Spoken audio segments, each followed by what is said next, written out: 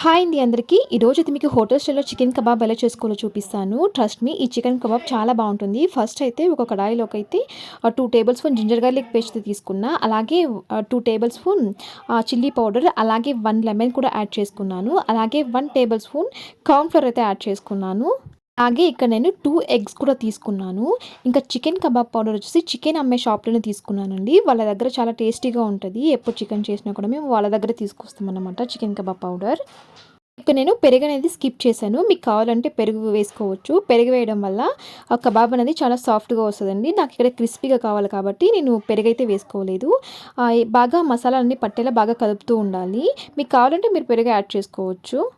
కలుపుతూ ఉంటే ఇది వాటర్ కన్సిస్టెన్సీ‌లోకి వస్తదన్నమాట. బాగా వాష్ చేసుకున్న చికెనయితే ఇందులోకి వేసుకోవాలి. నేను 3 టైమ్స్ అయితే చికెన్‌ని బాగా వాష్ చేసుకున్నాను.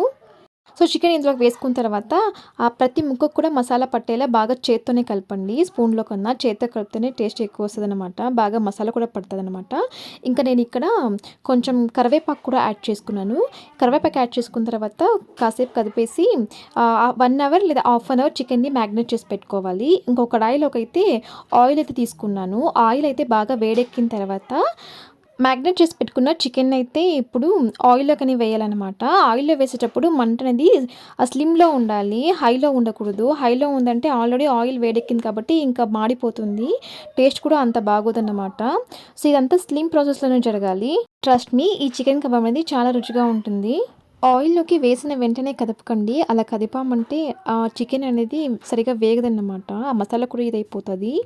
కలర్ కొంచెం చేంజ్ అయింది అన్న తర్వాత వేరే బౌల్‌లోకి అయితే ట్రాన్స్‌ఫర్ చేసుకోండి. ఆ చికెన్ కలర్ అనేది గోల్డెన్ కలర్‌లోకి వస్తది. మరీ మాడిపోకుండా సో, మీడియం ప్రాసెస్‌లోనే చేసుకోవాలన్నమాట ఇది. పిల్లలైతే చాలా ఇష్టంగా తింటారు. పిల్లలకి మనం బయట నుండి హోటల్‌లో తీసుకురావడం కన్నా ఇంట్లోనే వీక్లీ వన్స్ ఇలా చేసి పెట్టడం చాలా మంచిది హెల్త్ కూడా. బయట నుండి తీసుకోవడం అయితే ఫుల్‌గా అవాయిడ్ చేయండి. ఇంకా వేరే బౌల్‌లోకి ట్రాన్స్‌ఫర్ చేసుకున్న తర్వాత సర్వ్ చేసుకోవడమే. ట్రస్ట్ మీ నిజంగా ఈ చికెన్ కబాబ్ అనేది చాలా రుచిగా ఉంటుంది.